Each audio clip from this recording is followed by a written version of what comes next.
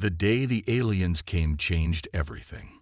It was a clear Tuesday morning when the massive ship appeared over Washington, D.C. At first, people ran and screamed. News channels showed the same images over and over. A sleek silver vessel that seemed to defy gravity. It was 20 times larger than the biggest aircraft carrier on Earth. Commander Daniel Clark stood at attention on the White House lawn.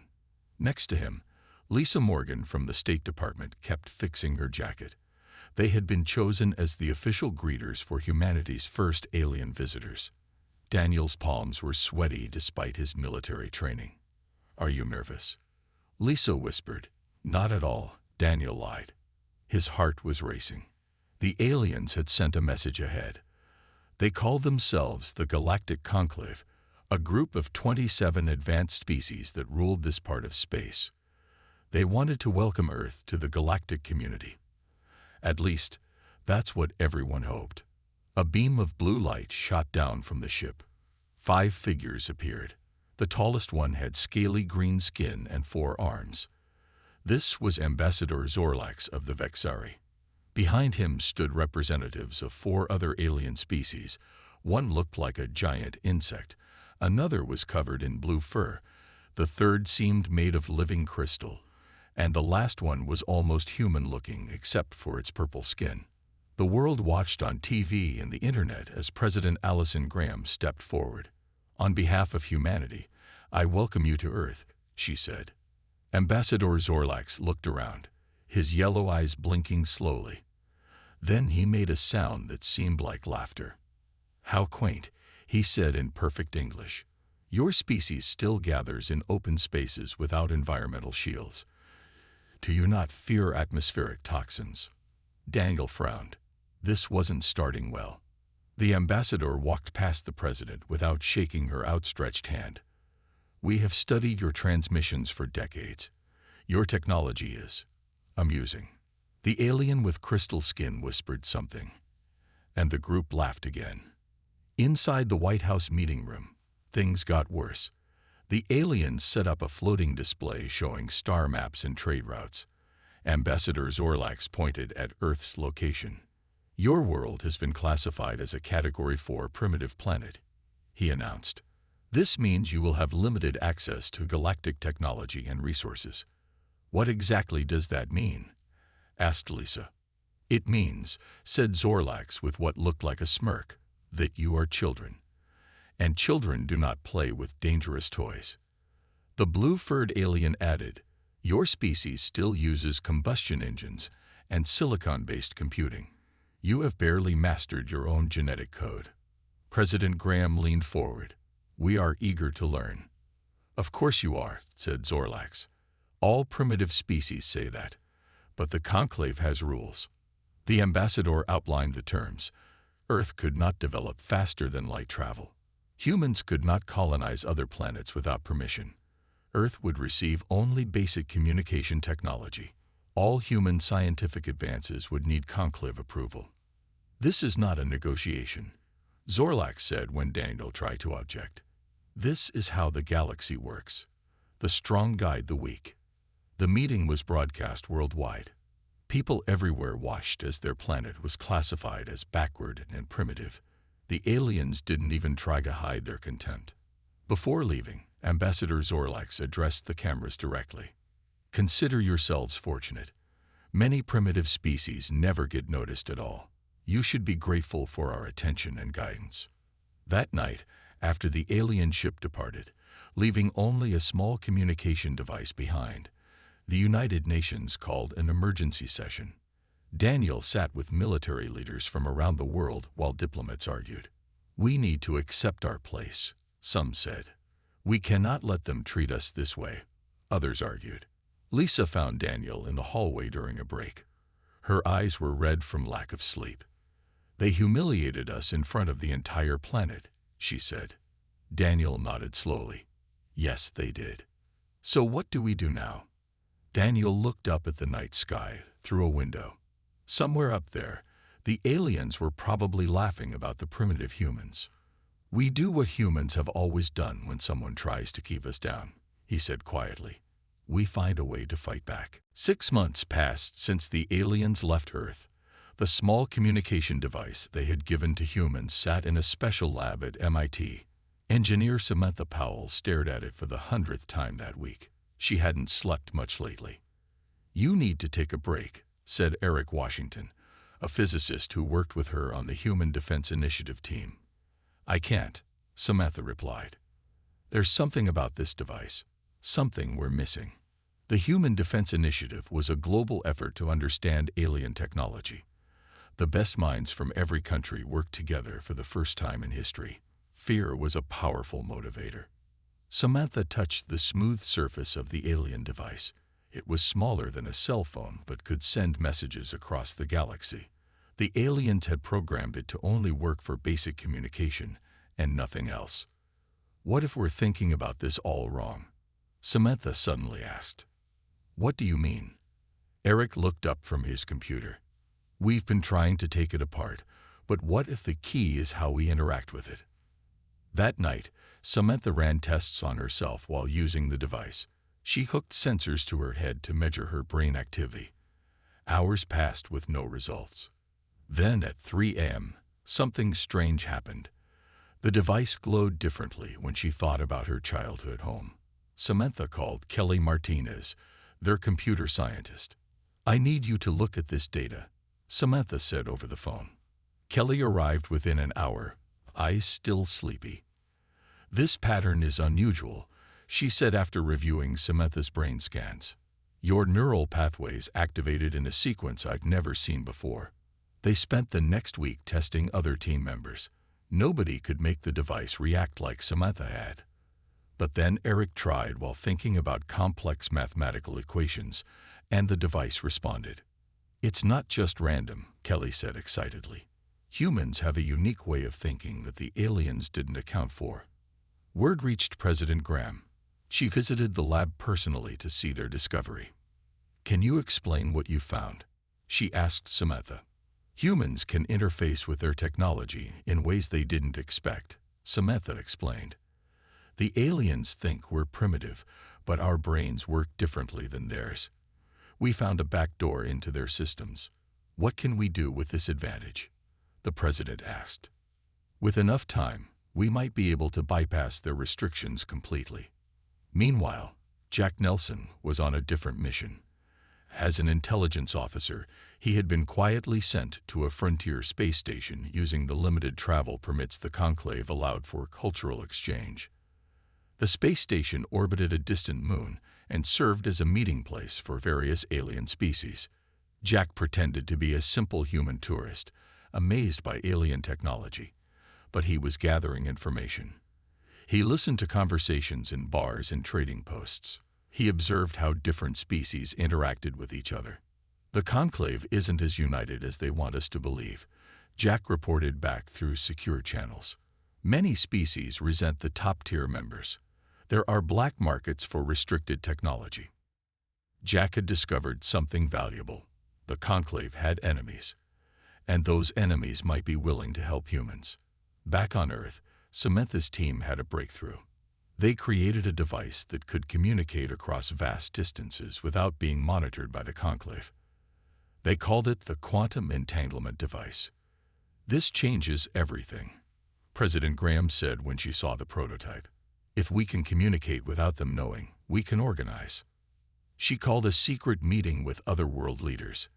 They agreed to begin Operation Quiet Thunder, a plan to resist the Conclave's restrictions without open defiance. "We'll make them think we've accepted our place," the president told Samantha and her team. "But behind the scenes, we'll be preparing. Humans have been underestimated before." Samantha looked at the small alien device that had started it all. The Conclave thought they had given humans a simple tool. Instead, they had handed them the key to their own technology.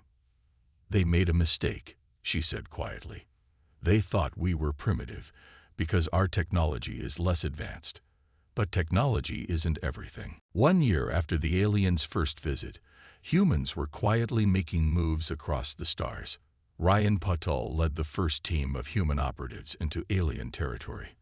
As a former Special Forces soldier, He knew how to move without being seen, but this mission was like nothing he had trained for on Earth. Remember, act humble when any conclave officials are around, Ryan told his team as their small transport ship approached the alien outpost. We're just simple humans, grateful for any attention. The outpost orbited a gas giant in a nearby star system. It served as a monitoring station for this sector of space. The humans had official permission to visit as maintenance workers. The conclave didn't think much of human workers. They were seen as cheap labor at best. What the conclave didn't know was that each human on Ryan's team had been chosen for their special ability to interface with alien technology. They could connect with alien computers in ways the creators never imagined possible. Zoe Bennett was the youngest on the team, only 22 years old. She had a gift for understanding languages, both human and computer. Back on Earth, she had created programs that could translate and adapt to alien systems instantly. Their security is actually pretty basic if you approach it the right way, Zoe whispered as she placed her hand on a control panel. Her eyes closed in concentration. They never expected anyone to access their systems the way we do. Within minutes, she had downloaded the station's entire database without setting off any alarms.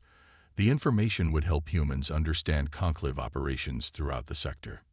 Ryan's team completed 5 more missions to different outposts over the next month. Each time, they gathered critical information and left without arousing suspicion. Sometimes, they even planted small devices that would allow them to access the systems remotely later.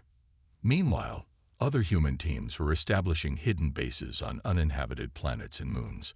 These places weren't considered valuable by the conclave, so they weren't closely monitored. Humans built underground facilities where they could develop technology away from watchful eyes. The key is to stay beneath their notice, Ryan told his team. They think we're still sitting on Earth, accepting their rules. During a mission to a busy trade hub, Ryan met an alien merchant named Krex. He belonged to a species called the Vorans, who looked like tall humans with orange skin and no hair. Krex wasn't part of the conclave leadership. Your kind interests me, Krex said when they met in a quiet corner of the trading post. The conclave thinks you're simple, but I see something different in your eyes. Ryan was careful. We're just trying to learn our place in the galaxy. Krex made a sound like laughter. No, you're not. You're planning something, and I might want to help. It turned out that Krex's people had also been classified as a lesser species by the conclave hundreds of years ago. They had found their own ways to resist, mostly through trade and information networks. Many of us lower species share information, Krex explained. We help each other when we can. The conclave isn't as all-knowing as they want everyone to believe. This was valuable information. Ryan reported it when he returned to Earth. Soon, human operatives were connecting with other species who resented conclave rule. The humans learned they weren't alone in their frustration. Many species had been labeled as primitive or unworthy by the conclave. These potential allies had information and resources that could help Earth. 3 years after first contact, humans had established a hidden network across dozens of star systems. They had secret bases, allies among other species, and a growing understanding of conclave weaknesses. In a secure underground facility on Mars, President Graham met with the leaders of the resistance. How long before we're ready? She asked. Samantha Powell, now the head of alien technology research, smiled confidently. We already are, she said. The conclave still thinks we're just accepting their rules on Earth. They have no idea how far we've spread or what we've learned. Good, said the president. Let's keep it that way until we're ready to show our hand. 3 years after first contact, humans had spread their influence far beyond what the conclave suspected. Inside a massive asteroid that orbited Jupiter, Admiral Scott Harrison watched as workers assembled the hull of a starship. It wasn't the only one. Similar secret shipyards existed throughout the solar system. How many ships are ready now? He asked his assistant. 312, sir. All equipped with the stealth technology that makes them invisible to conclave sensors. The admiral nodded with satisfaction. Earth's shadow fleet was growing stronger every day. These weren't primitive vessels. They incorporated technology from various alien species who had chosen to help humans. And the crews, fully trained.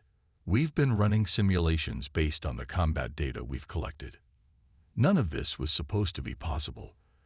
The Conclave had forbidden humans from developing advanced space technology, but they had severely underestimated human determination and ingenuity. Across the galaxy, in a dimly lit meeting room on a neutral trading world, Michelle Garcia sat across from three insect-like aliens. They were Rithine, a species known for their perfect memories and their dislike of the Conclave. "What guarantee do we have that humans will remember their friends once they have power?" asked the lead Rithine, clicking its mandibles. Michelle smiled warmly. "We were at the bottom once. We know what it's like to be looked down upon. Humans don't forget who helped them when they needed it most." The Rithine considered this. Finally, one of them pushed forward a small crystal. These contain the access codes to Conclave military channels. Your people can use them to monitor fleet movements. This was a major victory. Michelle had spent months building trust with the Rithine. As a diplomatic operative for Earth's resistance, her job was to form alliances with other species who had grievances against the Conclave. The Nexar have also agreed to share their propulsion technology, Michelle reported later through a secure quantum channel. "We now have allies from 17 different species." Back on Earth, President Graham received the news with cautious optimism. The plan was working better than anyone had expected. Humans were building a coalition of overlooked and underestimated species throughout the galaxy. But not everything was going smoothly. On a small research outpost in an uninhabited star system, alarm bells suddenly rang out. Dr. Alan Frost ran to the control room. "What's happening?" he demanded. "Conclave patrol ship," one of the technicians answered. "They weren't scheduled to come through this sector." Alan felt his heart race. This research station was completely illegal.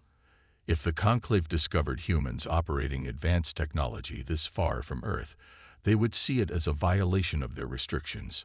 "Activate the cloaking systems," Alan ordered. "We're trying, sir, but they're not responding." On the view screen, a sleek Conclave vessel approached. It was too late to evacuate or hide the evidence of their activities. "They're scanning us," the technician said, her voice shaking. Minutes later, the Conclave ship departed at high speed. They had seen everything. The research station, the advanced equipment, the human presence far from Earth in direct violation of Conclave restrictions. "They're going to report this," Alan said grimly. He opened a secure channel to Earth. "Mr. President, we have a situation." Within hours, the news reached Conclave headquarters. Grand Minister Vexus, the supreme leader of the Conclave, was furious when he learned that humans had secretly established operations outside their solar system. "These primitives have broken our most basic rules," he said to his council. "They must be taught their place in the galactic order."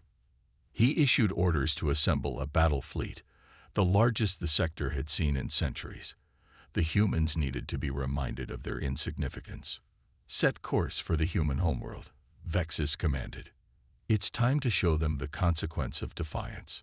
On Earth, President Graham received word of the approaching fleet. Instead of panic, she felt a strange calm. This was the moment they had been preparing for. "Send the signal," she ordered. "Activate all our assets. It's time to show the Conclave exactly who they've been underestimating." The Conclave battle fleet arrived at Earth with impressive force. 50 massive warships surrounded the planet, their weapons ready. On the flagship, Grand Minister Vexus prepared to teach the humans a lesson they would never forget. "Open a channel to their leaders," he ordered. On Earth, President Graham sat calmly in the Oval Office as the alien leader's face appeared on the screen. Vexus had gray skin with glowing yellow eyes that showed no warmth. "You have violated the terms set by the Conclave," Vexus said without greeting. "Your species has developed forbidden technology and expanded beyond your assigned boundaries." President Graham nodded. "We've been busy." The alien leader seemed surprised by her casual response. Perhaps you don't understand your situation. My fleet can reduce your cities to ash. Your military has no weapons that can touch our shields. What do you want from us? Graham asked. Complete surrender. Humans will be placed under direct Conclave control. Your leaders will step down. Conclave supervisors will oversee all human activities from now on. President Graham looked thoughtful. And if we refuse? Vexus made a sound that might have been a laugh. Then your civilization ends. You have 24 hours to surrender formally. The screen went dark. Around the world, people watched the exchange with fear. The alien ships were visible in the sky, even during daylight.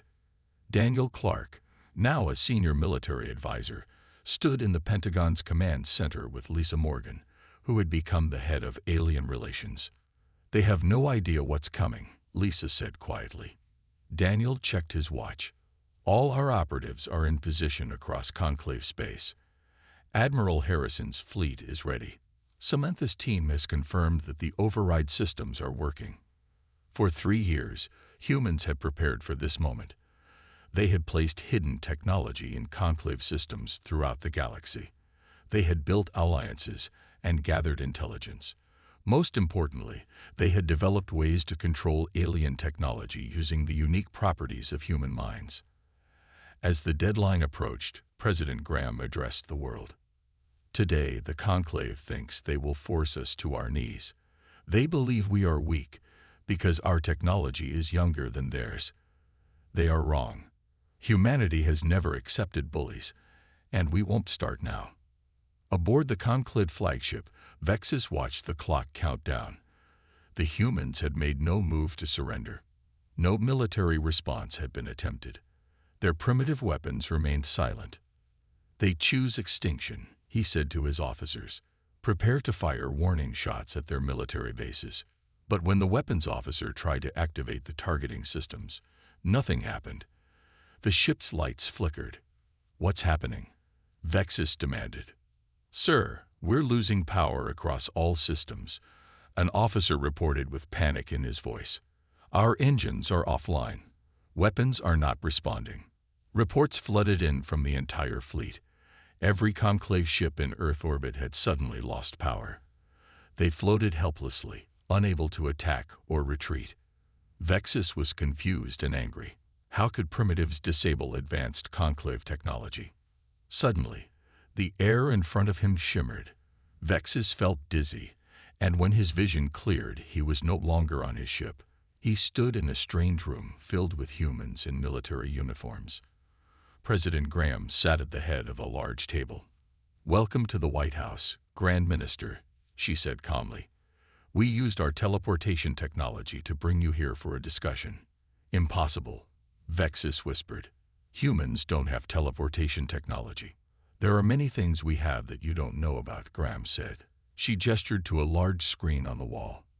The screen showed images from across the galaxy. On 20 different Conclave worlds, human operatives had activated hidden systems. Conclave defense grids were offline. Conclave government buildings were under human control. Right now, Admiral Harrison's fleet is surrounding your ships. Graham explained. Your vessels have no power, no weapons, and no communications. We could destroy them all if we wanted to. Vexus felt something he had never experienced before when dealing with lesser species, fear. What do you want? He asked, his voice much less confident than before. President Graham smiled. Now we can begin real negotiations. As equals, Grand Minister Vexus sat uncomfortably in the White House Situation Room. Around him, human leaders watched with calm confidence. The room had screens showing conclave worlds where human operatives had taken control of key systems. How is this possible? Vexus finally asked. Your species was confined to Earth. Samantha Powell stepped forward. She placed a small device on the table that projected a hologram of the human brain. When you gave us that first communication device, you didn't realize what you were giving us, she explained. Humans have unique neural patterns. We can interface with technology in ways your species never imagined. That's how you bypassed our security systems, Vexus said slowly, understanding dawning on his face. Exactly. Your scientists designed your technology to be operated by conclave species. They never considered how a human mind might interact with it. Daniel Clark added, while you thought we were accepting our place as primitives, we were studying your weaknesses. We learned your languages, your customs, your technology. On the screens, Vexus could see his helpless fleet surrounded by ships that hadn't been there minutes before. Human vessels appeared out of nowhere, their stealth systems finally deactivated. Those ships shouldn't exist, he said. We built them in secret, explained Admiral Harrison, who joined by video link from his command ship, with help from other species who were tired of conclave rule. Lisa Morgan placed a data pad in front of Vexus. These are records of conclave atrocities against so-called lesser species, planets stripped of resources, populations enslaved, cultural treasures stolen. Vexus looked away. The conclave brings order to the galaxy. No, President Graham said firmly. The conclave brings fear and control. You've kept technological advances for yourselves while preventing other species from developing. What do you want? To destroy the conclave? President Graham shook her head. If we wanted that, we could do it right now. Our operatives control your defense systems across 40 star systems. We could shut down your government, your military, your economy. She stood and walked to the window. Outside, the powerless conclave ships hung in the sky like dark clouds. We want reform, she said. Equal status for Earth, fair treatment for all species, an end to the classification system that labels some as primitive and others as advanced. Vexus looked around the room at the humans watching him. He had severely underestimated this species. They had outplayed the conclave completely. If I refuse, Ryan Patel, who had led many of the infiltration missions, stepped forward. Then we activate Protocol Lazarus. Every conclave system goes dark. Your ships lose power permanently. Your worlds lose their defense shields. Vexus knew he had no choice. The conclave had ruled through fear and technological superiority for centuries. Now both were gone. I will need to consult with the Conclave Council, he said. Of course, President Graham agreed, but they might find it difficult to meet. On cue, a screen showed the Conclave Council chamber on their homeworld. Human operatives and their allies from other species had peacefully taken control of the building. The council members were confined to their chambers. This has been very carefully planned, Lisa explained. Vexus slumped in his chair. How long have you been preparing this? Since the day you arrived and treated us like children, Daniel said. Since you laughed at our technology and classified us as primitives. Samantha added, you gave us the motivation we needed. Humans achieve their greatest advances when someone tells them they can't do something. President Graham offered Vexus a document. These are our terms for peace.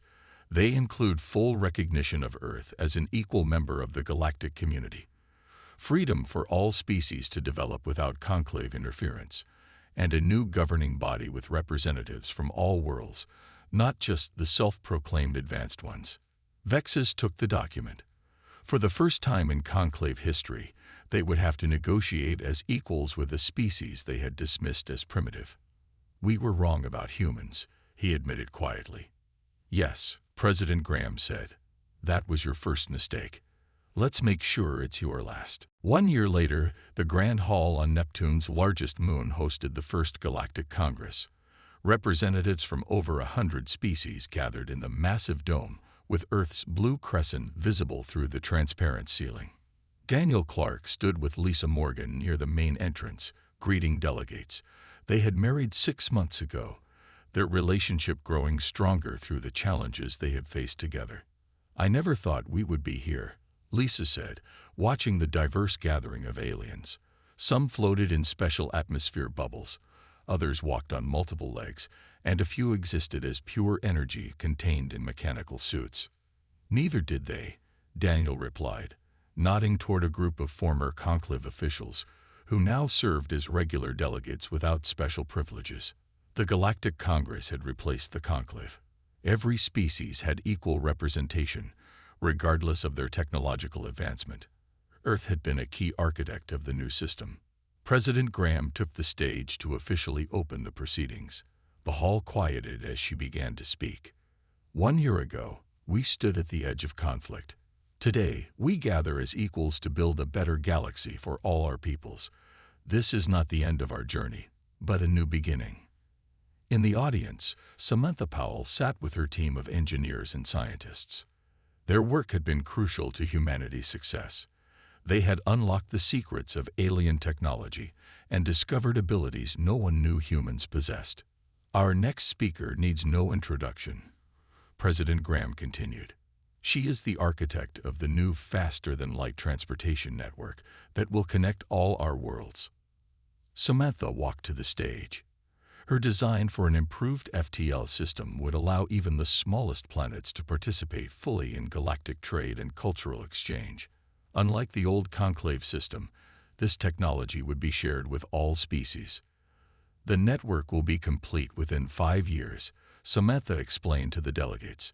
Every inhabited world will have at least one portal, regardless of their economic status or previous classification. After the presentations, Admiral Harrison met with military leaders from former conclave worlds and newly recognized species. They were establishing a joint defense force to protect all worlds equally. The days of one group controlling galactic security are over, Harrison told them. Every species brings unique strengths to our combined force. The Rithine, with their perfect memories, would serve as tactical analysts. The crystal-based Nexar would provide advanced sensor technology. Humans would contribute their special ability to interface with diverse systems. In a quiet corner of the hall, a familiar figure approached President Graham. It was Ambassador Zorlax, the Vexari who had first visited Earth and treated humans with such contempt. His role had changed dramatically since then. Madam President, he said with a respectful bow. The cultural exchange programs are proceeding well. Already 50 worlds have requested human teachers and advisors. Zorlax now served as a cultural advisor, helping species understand each other better. It was a humbling position for someone who had once been so arrogant. I have been meaning to tell you something, Zorlax said hesitantly. The day we arrived on Earth and classified your species as primitive, it was the greatest mistake in conclave history. President Graham smiled. Perhaps it was actually the best thing that could have happened. It united humans like never before. We stopped fighting each other and focused on a common goal. As the Congress continued, new trade agreements were signed, scientific collaborations were established, and cultural exchanges were planned. Species that had been enemies under the old system were finding common ground. That evening, Daniel and Lisa stood on an observation deck, looking out at the stars. The galaxy seemed different now, full of possibilities rather than restrictions. Do you think they'll ever try to control us again? Lisa asked. Daniel shook his head. I don't think so. They finally understand what makes humans special. It's not just our technology or our resources. It's our determination. Lisa finished his thought. Our refusal to accept limitations. Across the galaxy, a new era had begun.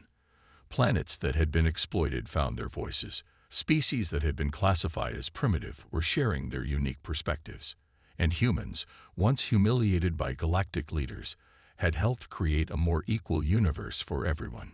The stars no longer represented boundaries. They were now bridges to new friends, new knowledge, and new adventures that all species would face together.